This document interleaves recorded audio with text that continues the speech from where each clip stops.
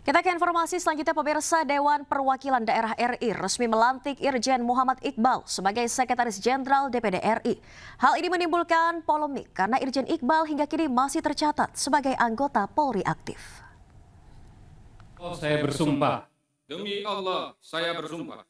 Bahwa saya akan setia dan taat. Kepada Irjen Muhammad Iqbal, seorang anggota Polri aktif, resmi dilantik sebagai Sekretaris Jenderal DPD RI. Pelantikan dipandu langsung oleh Ketua DPD RI Sultan Bahtiar Najamuddin pada Senin di Gedung Nusantara 4, Senayan, Jakarta. Dengan latar belakang saudara sebagai personel Polri, saudara telah menunjukkan dedikasi dan profesionalisme yang tinggi dalam menjalankan tugas-tugasnya. Kami percaya bahwa pengalaman dan keahlian saudara akan sangat bermanfaat bagi lembaga DPD RI dalam menjalankan tugas-tugas konstitusionalnya dan membawa perspektif baru untuk meningkatkan kinerja dan efektivitas lembaga.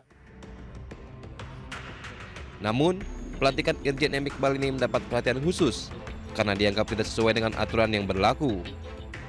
Peneliti Formapi Lusius Karius menyebut seharusnya Sekjen DPD RI diisi oleh ASN, bukan dari anggota Polri aktif. Jadi jelas bahwa anggota kepolisian tidak otomatis menjadi bagian dari pegawai negeri sipil, atau bahkan bisa dibilang anggota kepolisian bukan pegawai negeri sipil yang disebutkan dalam Undang-Undang ASN, ya, atau yang dimaksudkan juga oleh Undang-Undang MD3. Maka tentu nampak pengisian posisi Sekjen DPD RI oleh seorang yang masih merupakan pejabat di kepolisian aktif gitu ya, itu tentu tidak sejalan dengan apa yang kemudian menjadi kualifikasi posisi Sekjen DPD RI itu menurut Undang-Undang MD3. Irjen Iqbal merupakan seorang polisi aktif. Sebelum dilantik, dirinya pernah menjabat sebagai mantan Kapolda Riau yang kini dirotasi menjadi Pati Bahar Kampori dalam rangka penugasan di DPD RI. Tim Liputan iNews melaporkan. Pemirsa, Partai Gerindra terima bantuan keuangan dari pemerintah melalui dana parpol sebesar 20 miliar rupiah. Dana ini nantinya akan dikelola dalam bentuk kegiatan partai, termasuk pendidikan politik.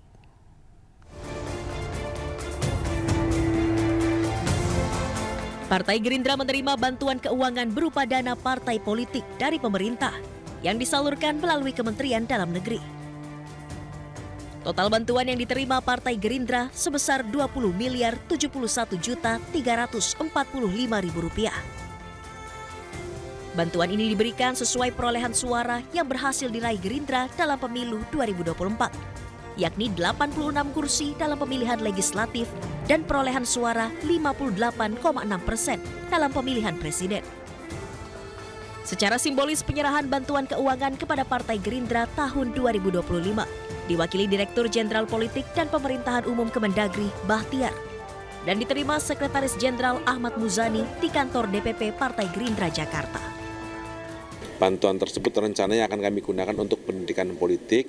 Seperti kawan-kawan tahu bahwa pendidikan politik di Partai Gerindra tidak pernah berhenti, dan meskipun proses pemilihan umum baru selesai, kami tetap merencanakan beberapa kegiatan partai politik kami, yakni dalam bentuk pendidikan kader yang tidak akan pernah berhenti dan terus akan kami lakukan.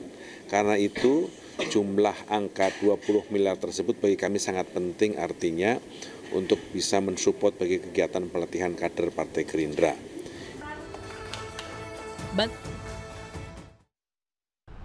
Pemirsa, Menteri Koperasi Budi Ari Setiadi dan jajaran telah melakukan audiensi dengan KPK Rabu siang. Budi Ari menginginkan KPK terlibat untuk mengawal program Koperasi Desa Merah Putih.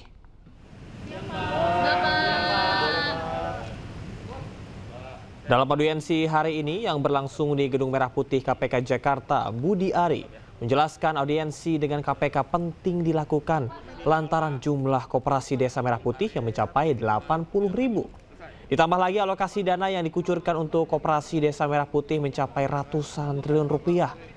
Hasil audiensi disepakati bahwa nantinya Kemenkop bersama dengan KPK akan menekan nota kesepahaman atau MOU.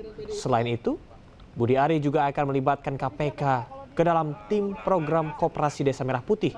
Karena program Koperasi Desa ini memiliki tujuan mulia sehingga harus dikawal dengan baik.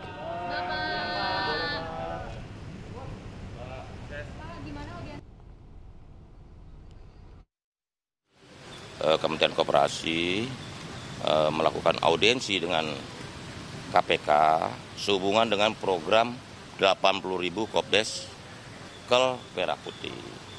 Karena program itu begitu strategis, begitu besar, termasuk melibatkan anggaran yang sangat besar, maka kami meminta bantuan KPK untuk memberikan edukasi, pendidikan anti korupsi juga untuk para pengelola Kopdes, juga pengawasan dan mitigasi risiko. Kita berharap dengan kerjasama dengan banyak pihak, termasuk aparat penegak hukum KPK, program Kopdes Kelurahan Merah Putih ini bisa kredibel. Karena program Kopdes Merah Putih ini memang bertujuan untuk meningkatkan kemajuan bagi desa, kesejahteraan masyarakat, dan juga memutus mata rantai kemiskinan dan juga. Setelah namanya muncul dalam dakwaan jaksa di sidang kasus judi online Kemenkom Digi, Menteri Koperasi Budi Ari Setiadi tetap bungkam soal benar atau tidak dirinya terlibat. Budi Ari sebut Tuhan tidak tidur. Itu dikawal dengan baik sehingga eksekusinya bisa kita kontrol dengan sebaik-baiknya. Gitu ya. Nanti aja, enggak. Nanti ketenggelam. Gusti Allah boten sare, Tuhan tidak pernah tidur. Menteri Koperasi Budi Ari Setiadi tetap bungkam soal nama dirinya yang disebut di dalam sidang judi online Kementerian Komunikasi dan Digital. Budi Ari enggan merespon pertanyaan awak media saat ditemui di gedung KPK Rabu pagi. Budi Ari hanya menyebut Tuhan tidak tidur dalam bahasa Jawa, yakni Gusti Allah boten sare. Gusti Allah boten sare, Tuhan tidak pernah tidur. Selesai. Selain itu, Budi Ari juga enggan menanggapi pertanyaan soal kesiapan dirinya jika nanti kembali dipanggil ke pengadilan. Budi Ari hanya melontarkan pernyataan bahwa perjalanan kasus mafia judi online tersebut terus menyeret namanya dengan istilah lagu lama, kaset rusak. Lagu lama, kaset rusak. Ya. Tuh, itu aja dikutip tuh, lagu lama, kaset rusak. Ya. Sebelumnya polisi berhasil membongkar kasus judi online yang melibatkan 11 orang pegawai aktif Kementerian Komunikasi dan Digital. Sidang perkara Komdigi sendiri sudah digelar pada Rabu 14 Mei 2025 yang lalu dengan agenda pembacaan dakwaan atas 4 orang terdakwa. Dan hingga kini ada 3 orang yang masih buron dalam kasus ini. Tim Liputan iNews melaporkan. Pemirsa, kebakaran hebat melanda sebuah pabrik garmen di kawasan Sleman, Yogyakarta pagi tadi. Tidak ada korban jiwa, namun operasional pabrik terpaksa dihentikan sementara. Gudang penyimpanan.